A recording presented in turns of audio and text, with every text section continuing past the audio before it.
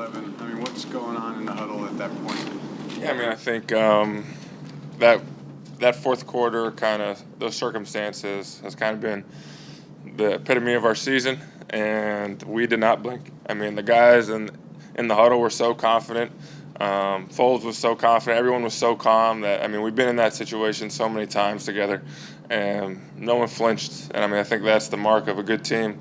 Obviously, the season isn't exactly where we thought we would be, but I mean, a lot of guys would have kind of mailed it in. I mean, to be up 29-16 with 4 minutes left and to be down in the blink of an eye is tough.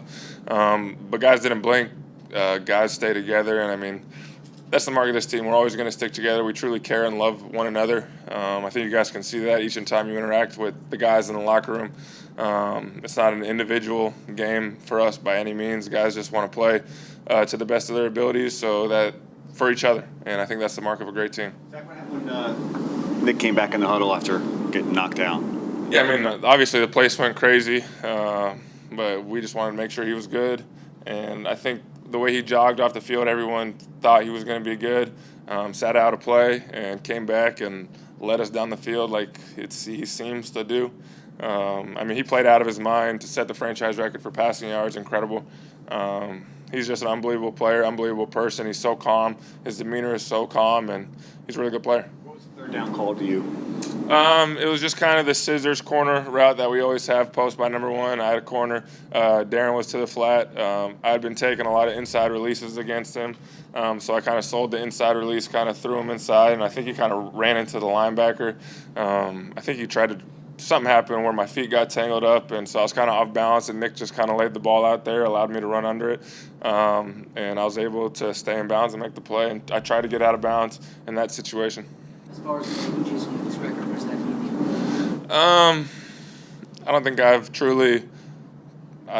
truly come to grips with it yet. I mean, one thing I do know, I'm thankful to my Lord and Savior, Jesus Christ, for allowing me to be here. I'm thankful for everyone that's helped me along the way. The one thing I do know is I didn't get here by myself. I mean, Jason Witten has been a huge part of this. So technically, I think a part of him still has the record. Brent Selleck has been huge for me. There's just been so many people along the way that have helped me that I'm just eternally grateful for. But like I said, what I do know is that I didn't do this by myself. I think it truly takes a village to become a professional athlete. My family, my wife. So thankful for everyone that's helped me along the way. And it is special, though. I mean, having that record is something that hopefully it will last a while. But if not, I'll be happy for the next guy to do it. But it is special. Have you heard from Jason yet?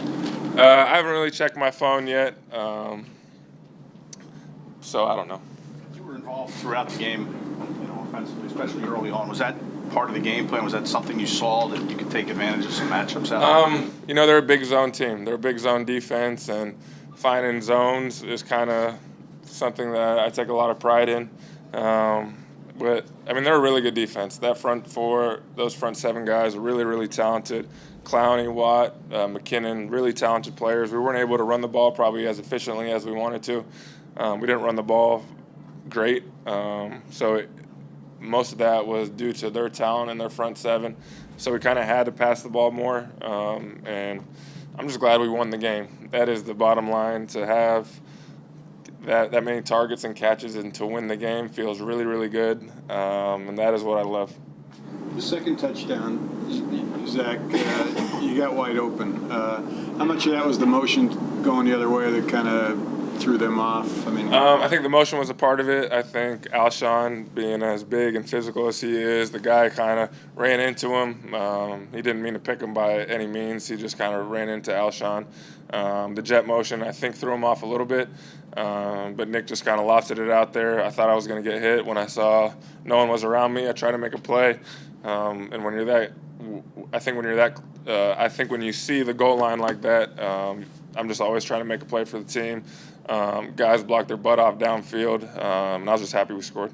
Zach, you guys have won 4 of your last 5 now and rolling a little bit, but you still, it's not just you. You guys have to hope some other things happen. How tough is that to be playing this well finally as a team and have to rely on other people? Yeah, like you said, I mean, it is tough. It's tough not to really control your own destiny. But at the same time, if you focus on everything else that's going on, and then we have a slip up because we're not focused on our job, then it's really not going to matter. So we've said for a while now, every game is a must-win game.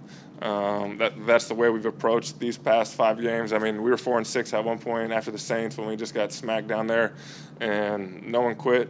Everyone was focused on just doing their job better, and I think that's the mark of a good team. Obviously, we need some help, and hopefully we do get some help, but at the same time, we're focused on beating the Redskins, putting together a really good week of practice, because, I mean, we practice really hard. I think that's the